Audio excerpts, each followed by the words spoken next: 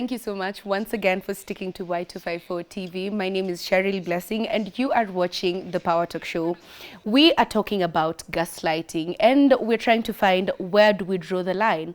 How do you identify forms of gaslighting and how do you deal with it actively in terms of your friendships, family, work, everywhere, because there's gaslighting present in society. Na nimekuuliza swali moja on our social media platforms at Y254.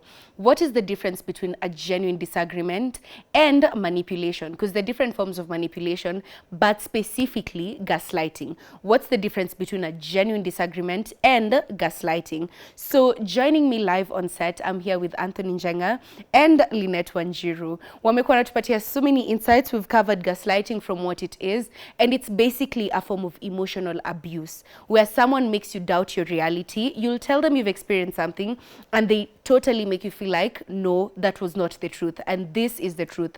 So it's a form of manipulation. It's associated with narcissism and it can express itself in that mtu anaweza kosa kujua ata anakumanipulate, anakugaslight. But Anthony, before we get deeper, I want us to talk about gaslighting in relationships and then in the workspace, in our societies, even in churches and all that.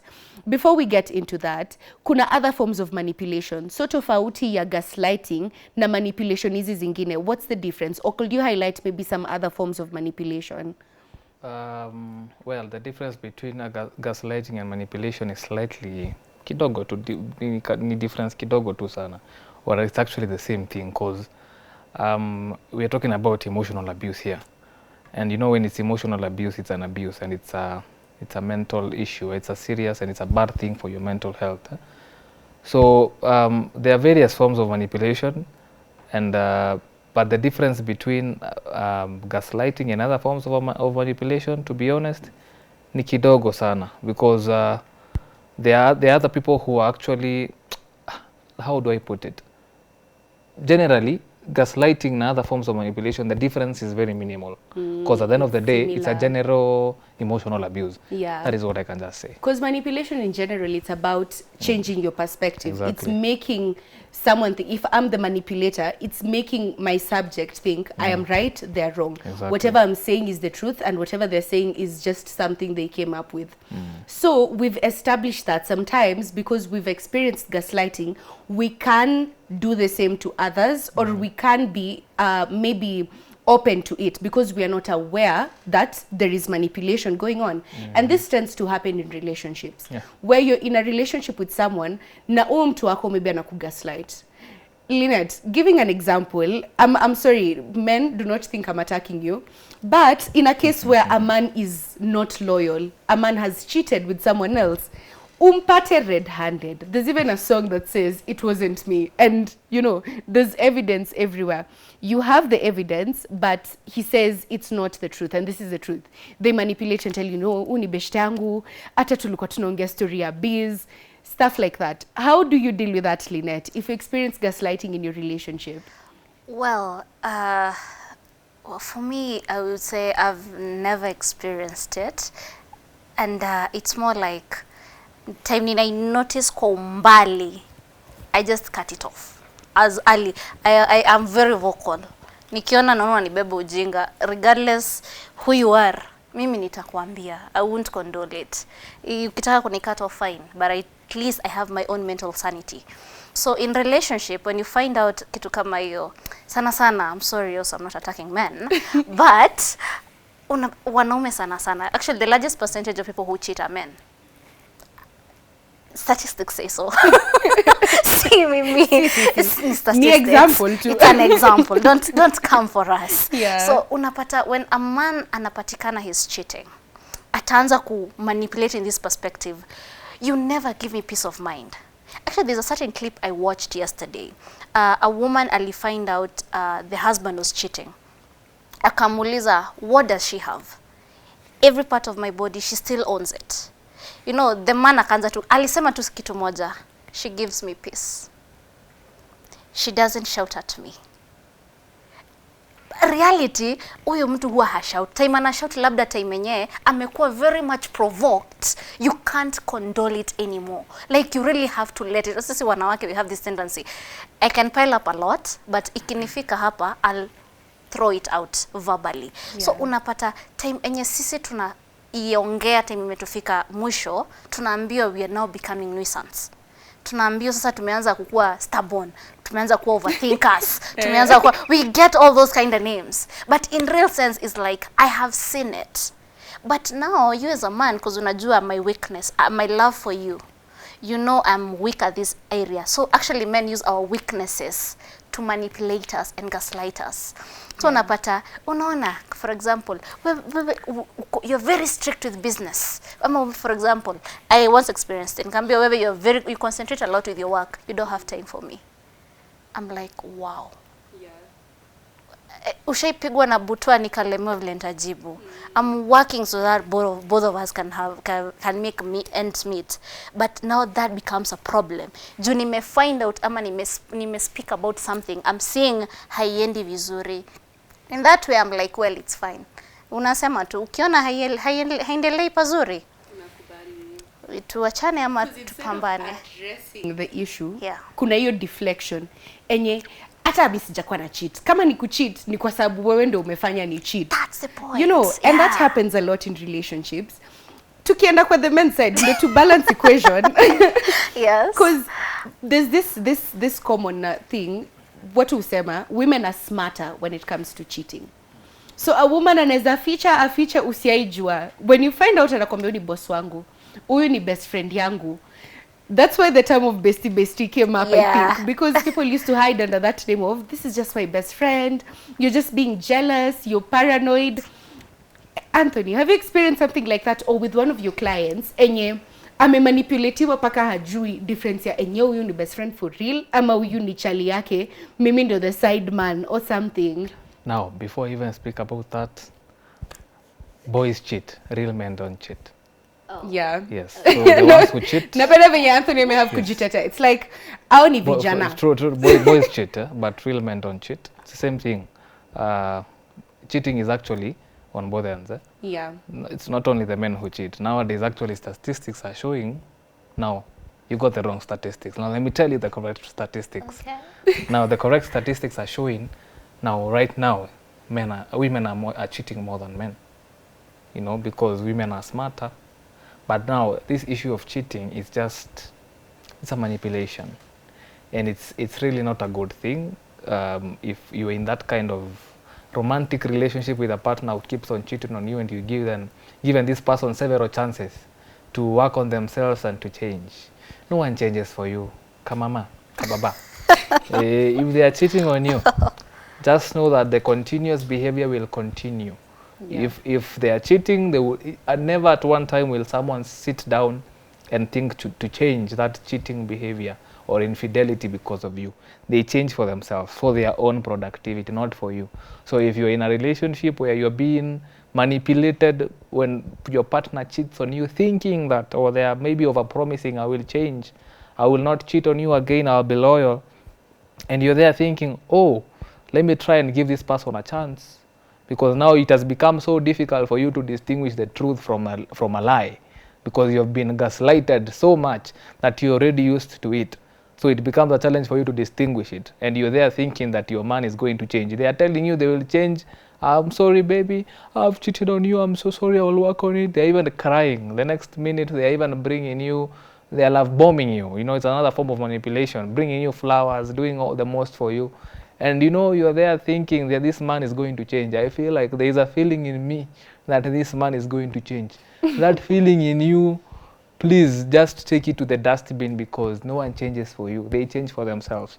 So don't fall into the trap of being gaslighted or highly manipulated to a point where it becomes difficult for you. You have distorted reality, distorted memory and perception of the reality of what is happening, and you keep on thinking that this man, this woman will change for you. If they have been cheating or there has been infidelity the first time, the second time, there is a time itafika mahali, ipo siku atabadilika. Atabadilika, lakini iko si kwa ajili yako, ni kwa ajili yake kivyake. So usikue hapo umekaa ni kama umefungwa macho, hata kitambaa ya red kipeperushwa hivi unaona ni kama ni pink. You are blinded, you cannot see color. And you know that happens a lot. People think nitamchange. Kwanza ikuangia ati atachange. Mimi nitambadilisha. And the truth is, no one changes unless they want to change. And if they're like that, you best just believe that's their character. Now, on the flip side, kuna other instances where there are usually some disagreements. Kuna hii situation yenye mtu anaku overpromise. Nitakununulia hii, nitakupeleka sijui wapi, nitakuoa. Yo, unabaki 5 years in a relationship, mtu akikwambia I'll marry you. Babe, just wait, I will marry you. Lynette, what would you tell a lady who's experiencing that? Because I think that's also a form of gaslighting. Yes. Because if someone hasn't done it, then why are you talking about it? You know, it's a form of emotional manipulation to keep you there because they probably know your value. So what would you tell a lady who's experiencing that? Anapromisiwa vitu, so ako tu hapo anangoja. Well, I use a very good example kama scammers. Scammers ata usumetuma 5,000. Akwambia niongeze moja, process imefika nusu. Utatuma. Now for you unajua sasa si wacha niongeze hii 2 juu ninaona niko na pesa nyingi nitapata. So for us ladies, we are like, we tend to always hold on. Actually, women, we have one weakness. Ile ya, we love hearing a lot than seeing actions. Men are different. Men love actions than words. Sisi wasichana na wamama tunataka kusikia maneno matamu. Inayeyusha tu nyoyo zetu tu like, oh yes. So, when you tend to understand that, ukijua kwanza if your man knows your weakness ni kuwa promised, atafanya makosa, wiki ya kwanza kununulia maua, msahau, wache kuuliza maswali, then that is what happens. For me, I would love to tell them is that umesema 2 years. 2 years imeisha. Okay, sawa, it hasn't happened. Show me proof you've been working on it. Yeah. At least let us see you've been working on something. Ni sawa, things happen, plans don't go as planned, but sawa, hatujaniwa after 5 years, but what's the process? Have you seen my parents? No. What have you done? Have you even thought, have you even had that discussion, for example, if it's dowry? Have we even had that, hata kama si deep detailed? Yeah. Iya juju, ambe, hey babe, kwenu nikiamua nikilete mahari. Unaona, unaanza kujua mwanaume ako really interested, ama really invested, akianza kuuliza tu maswali hizi tu moja. Yeah. Kwenu, they just ask randomly. Kwenye mama yako amenunuliwa na baba yako. Unaona huyu mwanaume anataka kukuprepare mentally, like I have a plan of, you know, coming to see your parents and stuff like that. Lakini baby girl, kazi ni kupelekwa tu KFC. Unanunuliwa manguo, yes. Na maneno matamu. You'll wait. Utapata there's this situation where people actually find wedding invitations pahali. Na ni wedding ya mtu mwingine, wewe jina yako hata iko hapo, hata you're not on the guest list. Unajipata wewe ndio third wheel, kuna main. Yeah. Yet you've been convinced for years. Yeah. And people these days are people are manipulative. People are smarter about the manipulation because there's so many ways they can hide it. Mtu anaweza kuwa na a whole other life na usijue. But now when we come to gaslighting, we also experience gaslighting in the workspace. Boss wako anajua time ya kwenda home imefika. Lakini ako like, wow, you know, you're so good at this job. Without you, we can't do it. So who can step in if not you? Wanakugaslight, wanakumanipulate job. Ama they promise you, we're going to give you a raise. Usijali, ini maneno tushapanga. Next year, utapata. There's that form of gaslighting that happens at the workspace where people actually feel like niko drained, nakwa burnt out. Anthony, how do you be assertive? Because we've talked about being assertive with your friends, even in relationships, the same applies. You have to be assertive. But na boss wako, with a colleague, how do you be assertive? Useme apana, I am not accepting what you're saying and this is the reality and this is where I stand. Well, it is very simple. Remember, before work there is you. Remember, before work there is your mental health. Hata kama tunataka kupata hii pesa, tunataka ku make a living out of whatever that is happening, you know. Hata kama we need to work. Remember, if you're really strongly assertive, then you would not withstand any psychological manipulation from no one, hata kama ni boss wako, and you will confront it face or head on. And if it is not okay for your boss, like kama ana feel threatened because you confronted that particular issue, then you don't stand a chance to be in that particular workspace, because it will drain your mental health. Because for how long will you condone all that? Kuna hata hawa colleagues wenye wanakuembarrass mbele ya colleagues, alafu later wanakuja kusema oh ilikuwa joke. That's a form of gaslighting and a form of psychological manipulation. Yeah. For how long will you withstand that? So it is okay, be assertive, very firmly assertive, that you know if it is a yes, it is a yes. If it is a no, it is a no. You don't stand for this and this is a no. And you confront it in the the best way possible. Kama ni at your workplace, you need to understand or know the channels on how to confront that particular issue. Kama ni a boss, it is either you write and whichever. Kama ni kuandika utaandika, kama kuna suggestion box, whichever way, but just look for a way that you're going to confront that particular issue the best way possible. And don't feel like, because I am employed and I am being paid some good amount of money and I need this particular money to help me cater or to cater for my bills or and to help my family and to do 1 or 2, 3 things here and there. So I will withstand anyone that comes in my way and manipulates me and gaslights me. And it is clear enough by how the particular experience happened, this is a form of manipulation. If you cannot withstand that particular manipulation, that particular emotional abuse, either from your boss or from a colleague, confront it. Know the channels on how to confront that particular issue. Don't be saying, I need the work, I need to survive, I need to get this salary. At the end of the day, you come first. Before this work, there was you, and your mental health does come first. So fix your head, fix your mind, fix your mental health. If it is not straight here and you're there thinking about your workplace, then how will you be able to perform? Oh, unakujanga hapo kila wakati kazini, lakini unajua kuna kitu boss wako alifanya, alikumanipulate in one or another, ama kuna colleague alifanya kitu fulani, alikuembarrass. Then later on akakuja kusema oh ilikuwa jokes. Na ajui hiyo damage yenye hiyo embarrassment ili cause on you. And you're there thinking it will get better. It does not get better, it gets worse, and your mental health will be drained each and every day. So for how long will you withstand that? You have to be assertive, yes, regardless of the situation. And what you've said is very true. It has an impact on your mental health. Productivity yako itakuwa affected, because if you keep thinking boss wangu alifanya hivi, then you won't deliver as much as you would if you were okay and the work conditions were okay. Let's talk about gaslighting with religious leaders. And also, let me tie that with political leaders. Without mentioning names, we have experienced manipulation in our religious spaces, in our political spaces, where you know the truth, but these leaders are like, mimi ndo nakuambia, wewe haujui. So you can't be assertive in public like that. But then how do you differentiate reality from the lie that is being told in this personal spaces? So that, because watu wengi siku hizi wanachukia kwenda like religious spaces and all this, politics has become such a complicated thing because people are aware of the gaslighting that goes on. Lynette, how do you separate reality from the lies that are being fed, and how do you remain with your truth regardless of whatever the leaders are saying? Well, church need leaders. They need to be there. But do you really need to be there yourself if you're not comfortable? Personally, I do say one thing that people people around me are like, unamaanishanga nini aje ukisema? I do say there's a difference of being a religious person and being a spiritual person. Yeah. Personally, I'm not a religious person. I am a spiritual person. By that doesn't mean I have to go to church on Sunday. Yeah. Judge me all you want. Because the way unajua vile unasoma Biblia, Cheryl, vile utaielewa, vile mimi nitasoma nielewe, the way Anthony atasoma elewe, it's the same scripture, but you're gonna understand it totally different.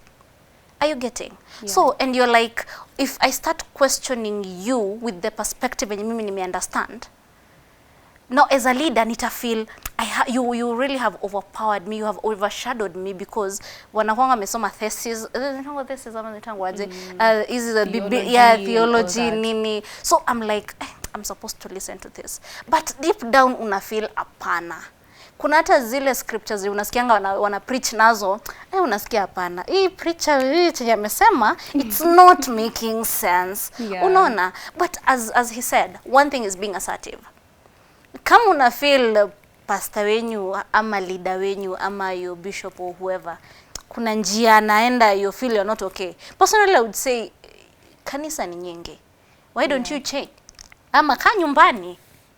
Yeah. So you have it's to find a space that yeah, works for you. being a leader, being a church leader, that doesn't mean. And another question is, did God send advocates here to judge you at uendi kanisa? Ama you not doing this, utoi tithe, utoi Thanksgiving? I don't think so, right? Yeah. So if whoever una feel this environment is not good for you, it's not conducive for you, get yourself something else. Yeah. Let who are talking talk, because people will definitely talk. Yeah. Yeah. But you have to do what's best for you. Yes. It's about you ultimately. Now, as we're winding up this conversation, we've just mentioned a few of the effects of gaslighting and manipulation. Anthony, could you highlight a few other effects of gaslighting specifically that can manifest themselves in our physical world? Effects of gaslighting, you lose trust. It can make you lose trust on people and more so, yeah, on people. If, for example, you have experienced direct gaslighting from your romantic relationship, it will become a challenge to actually trust someone else again, because you will be having that mentality that everyone or every person you meet has the same character trait or personality trait of a gaslighter. Yeah. So it becomes a challenge because you'll not be able to trust easily. That's an effect that it actually can have on someone. Yeah. Another thing, an effect of gaslighting, it leaves you feeling stupid. Ni kama we ni fala, yani huyu mtu alikuwa ananionaje. Inakuacha ukae ni kama like, did this person have to do this, like alikuwa ananionaje. So normally utakuwa unajibaba ni kama you're some kind of, like, you know, stupid person or something of the sort. So I feel like no, those are the effects gaslighting can have. Is there any other you wanna add? Well, I would say mainly, well, first, lack of trust. And second, you always feel you're not good enough. So Yeah. unapata mtu, you're not doing all your best. Yeah. You're not doing your best at all. Junajua, hata nikifanya, watasema, wataniambia. Yeah. You, because I'm used to, regardless what I do. And for me, I do feel I've done my best. But the feedback I get from you as a colleague, as a partner, as a relative, as a parent, I'm like, I'm even now used to it. Una realize people are not even feeling comfortable and confident within themselves. Unaambia mtu ni mrembo, anakuambia we acha jokes. Unaambia mtu, by the way, this is a really good art. I'm like, acha kunichocha. Yeah. Unaona? But in real life, in real sense is that you just have to know who you are. That is one thing, actually, people that I meet and talk to, such conversation, I'm like, naulizanga tu mtu moja, who is Cheryl? Simple as that. Personally, I do say, if someone asks me who I am, some might think it's an interview, but it's not. You just have to know who you are. Yeah. Na ukitaka kujua mtu anajitambua vilivyo, I do say, I'm a broken girl that lives as a promise. That is who Lynette is. I say it outwardly because I do know I'm broken, but I have healed, and whatever I haven't healed, I am healing. Yeah. So you as my partner, if I tell you who I am and you come to get to know my flaws, Yeah. and you're like trying to use my weakness to beat me, no, mister, I already won that battle because I already know who I am. You're aware. I am aware because that is my weakness. Yeah. I have already identified it. So you using it against me, haiezi come to haita work kwangu. Yeah. So for those people who really have undergone gaslighting, I would really want them, first, love yourself, embrace yourself, and ujitambue tu. Yeah. Na usiwai feel as if you're not good enough. Actually, you're so much important for who you are. To the right partner, you can never disown your family. But mi nasemanga, ukiona nikawa wazazi wako, they are pulling you down, you can never disown them. But kitu unaweza fanya, meet them once in a while. Yeah. So you don't have to go that every weekend. Ukienda, una space. feel wana kucompress, una feel they're choking you out. Yeah. Meet them once, and it's really even healthy. Yeah. Juu For your own mental hamtazoeana. health. Yes, hamtazoeana. Na ina hiyo ukikasirika mara moja, that is way much healthier than every year, not every year, every month unaenda Unajam. unasikia tumechoka. And I think that's really good because you've also tied up the parting shot of this conversation. you have to be self-aware, you have to be assertive, you have to know what's going on, and you have to stand your ground. Anthony, give us your parting shot very briefly, under 30 minutes, 30 seconds. Pole, what you'd tell someone who's experiencing gaslighting, or someone who knows the gaslight people and they want to change? All right. First of all, I'll tell you, be assertive. Know what you want. Stand firm with your assertiveness. If you cannot condone this, confront the issue, tell them. And if you cannot be able to withstand that, it is okay for you to leave that particular environment.